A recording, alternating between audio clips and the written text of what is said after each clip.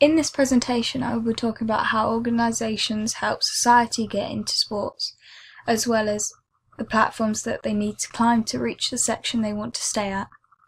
I will also be talking about sports history and what was played then compared to now. I will also be talking about one specific sport and how that has developed over the years.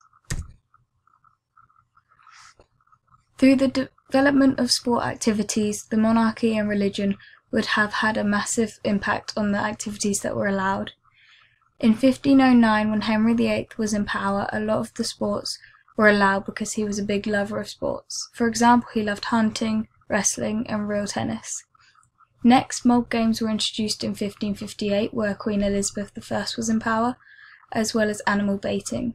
After Queen Elizabeth, James I became king in 1608. He was a Puritan. He said that only sober, quiet, and hard-working people would be saved, as well as no baiting or games with cruelty to animals wouldn't be allowed.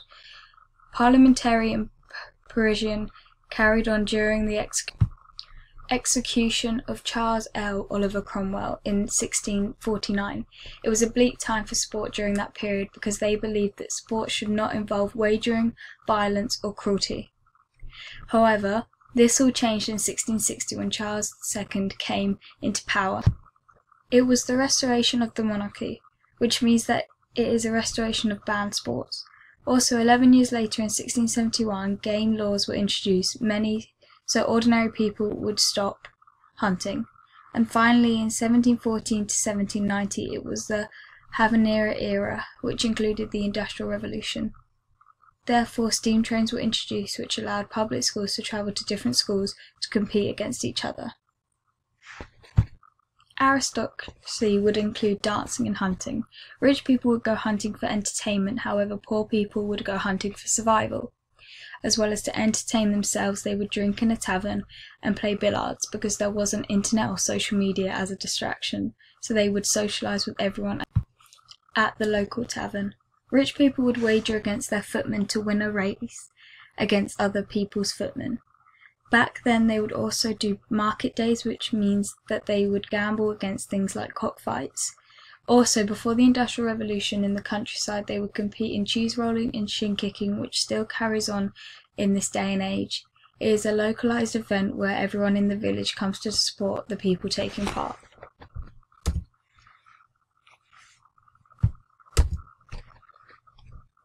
This section is the different stages that occurred when sport was introduced in public schools.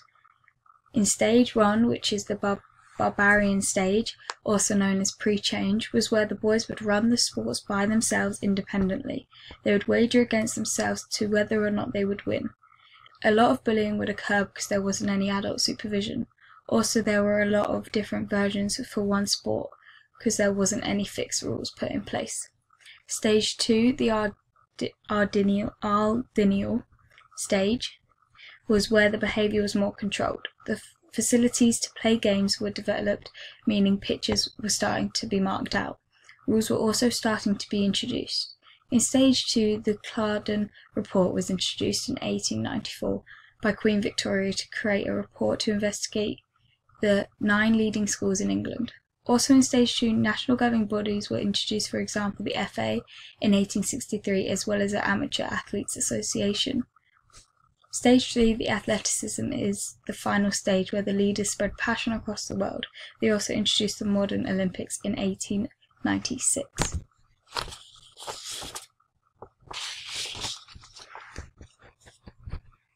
Their creation of the modern Olympic Games was inspired by the ancient Olympic Games, which were held in Olympia, Greece, from the 8th century BC to the 4th century AD. Baron Pierre de Coubertin founded the International Olympic Committee in 1894, leading to the first modern games in Athens in 1896.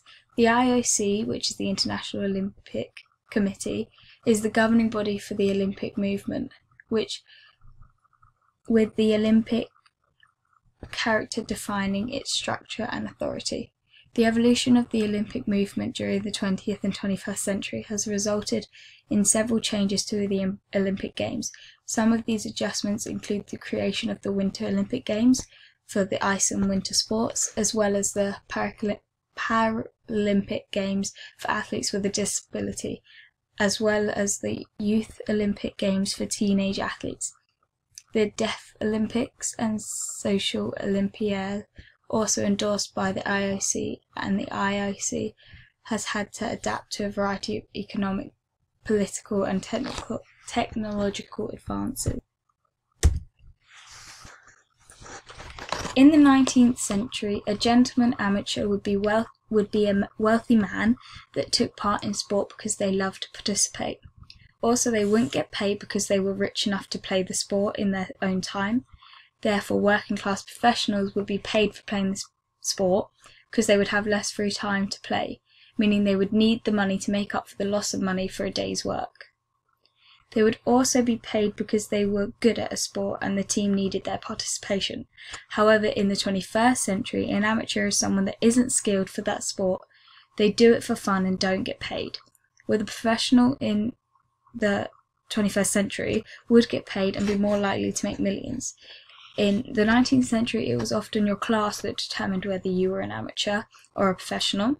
However, in the 21st century, it was determined by your salary or your ability in that sport. The sport development pyramid represents the stages of competing in sport, as well as how many people are involved in each section. However wide the base is equivalent to how many people there is. Starting with the foundation level, there is a lot of people because at this level it is learning the basic skills, such as throwing or catching, which you would learn in a lesson in school. For the next level, it is participation, which is fewer people because this is when you join your school club and learning the game, but there isn't any competition.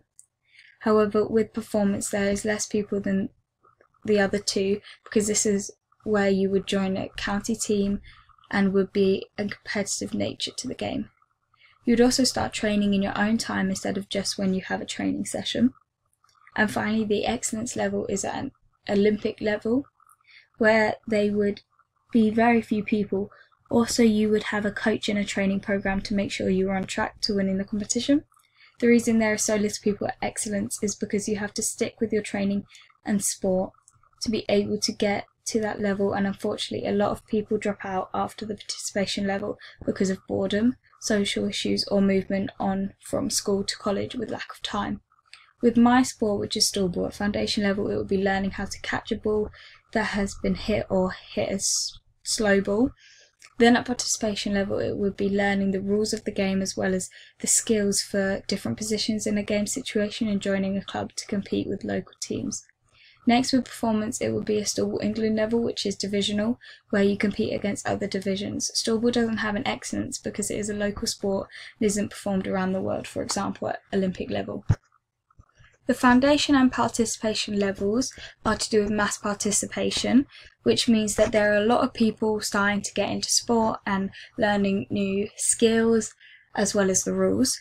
And then the performance and excellence level would be sporting excellence, where you start getting into the competitive nature and start thinking about it as in like maybe a career to do with the Olympics or stuff like that. So these are some of the mass participation organisations. First of all, you've got Sport England over here. Sport England's aim is to get everyone in England to feel able to play any sport regardless of their age, background or their ability.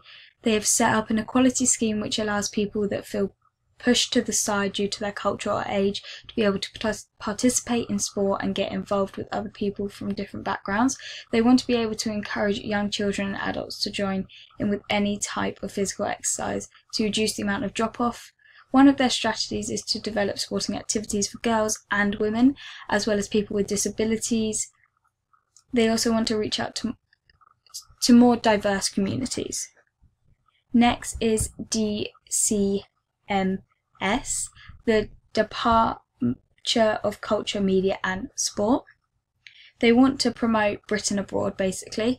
They set up games to educate students in school and about new sports that are coming into society. This is all done by funding through the lottery. Next is Youth Sport Trust. It is a national charity. They want to encourage people to improve their emotional health. They do this with teenagers by doing youth leadership for them, which they can get involved in through school. They want to improve leadership skills in children through the power of PE and school sports. So they can go on training courses or coaching courses to be able to add up them skills in their life. They all do this by a leadership academy. This is the Sporting Excellence Organisations. So here we have BOA.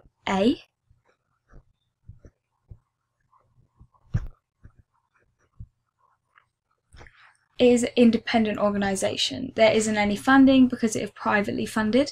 Its aim is to inspire nations with use of the Olympic athletes. This has been shared since 1896. It uses high facilities and just helps more advanced athletes get into the Olympics and higher sports that may be televised. So next is EIS. Its aim is to improve sport performance through science, medicine and technology. £1,700 per week is to support them, to help them carry on. They identify the best athletes and train in high quality facilities. So they want optimum performance training programs to help them achieve their highest level of performance. They have performance partnerships and minimum training loss. So they don't lack the training, they're 24/7 doing the training. Next is UK Sport.